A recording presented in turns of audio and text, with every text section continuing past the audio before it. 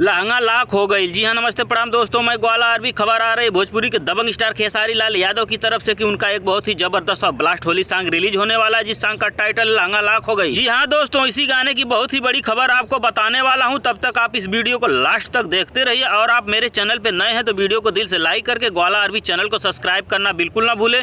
तो आइए दोस्तों, बिना समय लगाते हुए वीडियो को शुरू करते हैं। दोस्तों, मैं बताना चाहता हूँ लहंगा लाख हो गई भोजपुरी के दबंग स्टार खेसारी लाल यादव का यह होली सॉन्ग बहुत ही जबरदस्त और ब्लास्ट होली सॉन्ग होने वाला है, जो कि भोजपुरी दर्शकों को होली में काफी ज्यादा पसंद आएगा। क्योंकि दोस्तों, इस गाने के स्टार कास्ट में नजर आएंगे हिट मशीन खेसारी लाल यादव और यामिनी सिंह। जी हाँ दोस्तों, इस गाने के स्टार कास्ट में नजर आएंगे खेसारी लाल यादव और यामिनी सिंह। और दोस्तों, लहंगा लाख हो गई इस गाने को लिखा है अखिलेश कश्यप और रतन गुरु ने। इस गाने में संगीत दिया है वी आर वर्मा ने। इस गाने के कंपोजर है आदर्श सिंह और कोरियोग्राफर है लक्की विश्वकर्मा। और दोस्तों, इस गाने को बनाने में सहयोग मिला सतीश सिंह बबुआन का।